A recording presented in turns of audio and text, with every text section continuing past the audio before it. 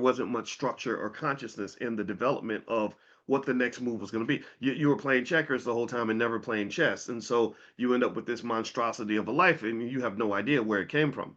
How did I end up in this job? Well, I took the job because I needed some extra money, and next thing you know, they asked me to move to California. Then I moved to California. Then I met a girl, and so I got her pregnant, and now I got the kids. I'm married to the girl, and I had this job for 25 years.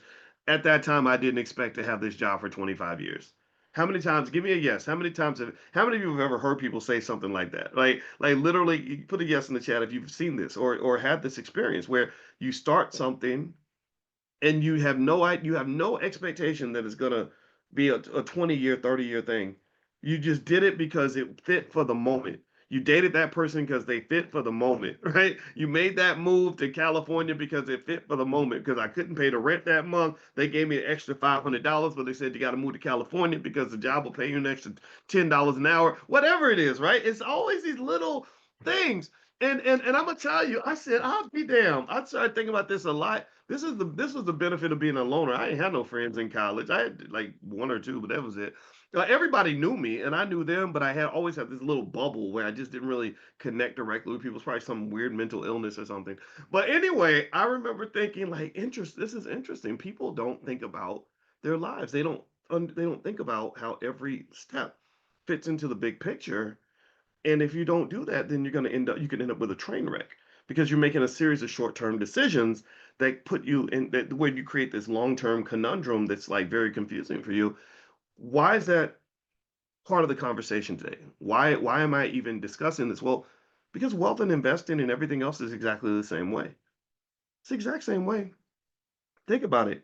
I want you to write down on a piece of paper, and we're going to get back to Arthur Jones, the brother who died, because I promise you that that's the starting point. But I really want to make a bigger point.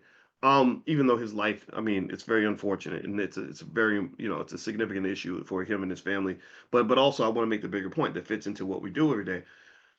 Um, I want you to one day sit down and make yourself very depressed. This is a very depressing exercise. I want you to try to see if you can calculate how much income you've had over the last like 15 years. Like I want you to write down like if you make 60,000 a year, I want you to take 60 and then guess your average income over the last 10 or 15 years and multiply that, right? And look at how much money you've made over the last 10 or 15 years.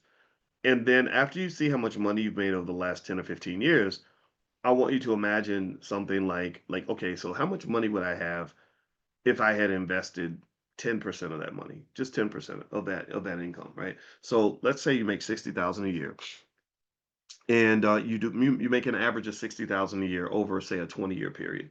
And 10% of 60,000 is $6,000.